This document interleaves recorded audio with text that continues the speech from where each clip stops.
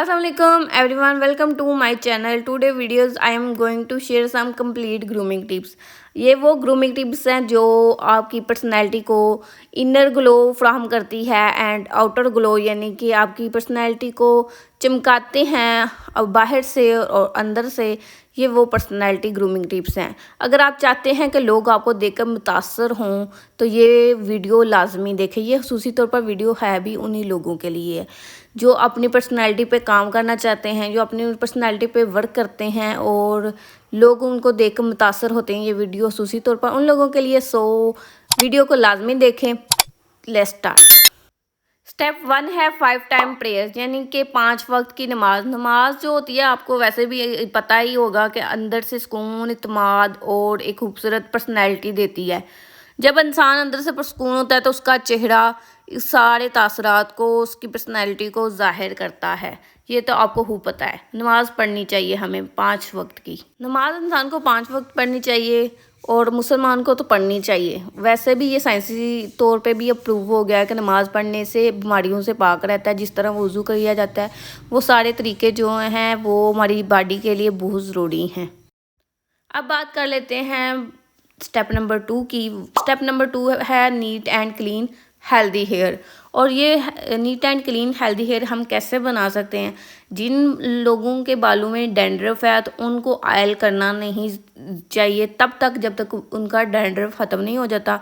ये उन लोगों के लिए ऑयल लगाना ज़रूरी है जिनके बालों में कोई डैंड्रफ का मसला नहीं है, कोई एलर्जी का मसला नहीं। तो वो अपनी बालों के रूट्स के अंदर जो है ना ऑयल लगाएं। ऑयल लगाने के बाद नरम हाथों से उनकी मसाज करें, और क्योंकि सख्त हाथों से करेंगी तो वो बाल टूटेंगे और डैमेज होंगे, आपका काफ़ी ज़्यादा हेयर फॉल होगा।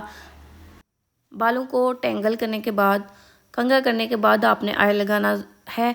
अदरवाइज़ आप वैसे ही ऑयल लगाना शुरू कर देंगे तो बाद में जब आप शावर लेकर आएंगी तो आपके काफ़ी ज़्यादा हेयर फॉल होगा, यानी कि काफ़ी ज़्यादा आपका हेयर फॉल होगा, डैमेज होंगे हेयर। तो फिर आपने कहना है कि बाल हमारे टूटते हैं, इस तरह फिर हमारे बालों को नुकसान होता है। तो आपने रूट्स पे अप्लाई करना है, उसके बाद आपने बालों की लेंथ पे भी अप्लाई करना है। कुछ लोग बस सिर्फ रूट्स पे अप्लाई करते हैं, ऐसा ना किया करें। एंड्स पे भी अप्लाई किया करें क्योंकि वो ज़्यादा ड्राई होते हैं। यहाँ पे मैंने बालों को ऑयल लगा लिया है। अब मैं बालों को बांध लूँगी किसी भी क्लिप हेयर के साथ, या आप पोनी के साथ टाई कर लें, जिसके साथ आप टाई करना मुनासिब समझते हैं वैसे कर लें। मैंने स्पेशली ऑयल लगा कर टाई करने के लिए एक क्लिप रखा हुआ है, वो एक ही रखा है क्योंकि इसमें अंदर ऑयल हो जाता है, जज्ब हो जाता है, तो फिर वो मुझे वॉश करना पड़ता है। ये आसानी से वॉश हो जाती है। आपके पोनी वगैरह जो होती है तो वो इतनी जल्दी वॉश भी नहीं होगी, और इसलिए मैंने एक ही रखा हुआ है ताकि बाकी ना यूज़ हो। अब नेक्स्ट बात करते हैं स्टेप नंबर 2 की। तो वो आपने गीले बालों पे जब शावर लेके आना तो आपने कॉम्ब नहीं करना, ठीक है? आपने गीले बालों में कॉम्ब कभी भी नहीं करना। बालों को नीट एंड क्लीन रखने का मतलब ये है कि आपने साफ़ बालों हों और खुश्क बाल हों, उसमें अगर आपने करना हो तो लाइट सा हेयर सीरम मिलते हैं, वो लगा लिया करें ताकि बाल ना टूटें और डैमेज ना हो और आपके बालों को कंघा भी हो। अब बात करते हैं स्टेप नंबर 3 की, जो कि है आउटफिट हाइजीन। अपने आउटफिट हाइजीन से मुराद ये है कि आपका लिबास साफ़ सुथरा हो, प्रेस हो, यानी कि गंदा ना हो। इस तरह ये नहीं ज़रूरी कि आप महंगा लिबास ही पहने तो अब भी आप साफ़ नज़र आएंगे, ऐसा नहीं करना आपने। Step number 4 clean skin care fresh face, ठीक है? आपने कोई भी अच्छा स्क्रब ले लें, अगर आपके पास है वो ले लें, तो वो आपने करना है उस पर। उसके बाद आपने फेस वॉश भी ज़रूर करना है। स्टेप नंबर 5 स्टेप नंबर 5 है मॉइस्चराइज योर स्किन। आपने अपनी स्किन को हाइड्रेट करना है। आपने अपनी स्किन को खुश्क ना होने देना है, बल्कि मॉइस्चराइज़र लगाना है, हाइड्रेट करना है, ताकि आपकी स्किन नरम और फ्रेश नज़र आए, ऊपर से चमकदार नज़र आए, ठीक है? खिंची खिंची महसूस ना हो, ठीक है? और नमी से भरपूर के लिए अपने पानी का भी इस्तेमाल करना है। दिन में 8 से 6 गिलास पानी पिए और जेल मॉइस्चराइज़र इस्तेमाल करें। फेस मास्क हफ्ते में आप 1 बार या 2 बार इस्तेमाल कर सकती हैं। ये डिपेंड करता है किस तरह, क्योंकि अब गर्मियों में आप जो है मुल्तानी मिट्टी वगैरह वाला मास्क लगाएं, वो बेहतर होता है। स्टेप नंबर 6 اورل ہائیجین یعنی کہ برائٹ اسمائل، ایک خوبصورت مسکراہٹ جو ہوتی ہے، اسمائل جو ہوتی ہے بڑی طاقت رکھتی ہے۔ دن میں کم سے کم 2 بار تو برش کریں، زبان بھی صاف کریں، اگر ممکن ہو تو ماؤتھ واش استعمال کریں۔ صاف دانت اور فریش بریتھ آپ کو ہر محفل میں کانفیڈنٹ بناتے ہیں۔ ماؤتھ واش وہ لوگ ضرور استعمال کریں جو لوگ اپنے کھانے میں سلاد میں پیاز وغیرہ استعمال کرتے ہیں۔ اسٹیپ نمبر 7، ہائیڈریٹڈ لپس، یعنی کہ آپ نے اپنے لپس کو ہائیڈریٹ رکھنا ہے۔ کوئی اچھا سا لپ بام استعمال کریں تاکہ ہونٹوں میں اچھی نمی ہو، یعنی کہ آپ کے سموتھ رہیں، نرم اور سموتھ ہوتے ہیں۔ قدرتی پنک ہائیڈریٹڈ لک دیتے ہیں، کھچاؤ ڈرائنس نہیں محسوس ہوتی۔ اور دن میں زیادہ پانی پئیں، اچھا لپ بام استعمال کریں، ہونٹ چبانے کی عادت نہ ڈالیں، استعمال کر سکتے ہیں آپ لوگ۔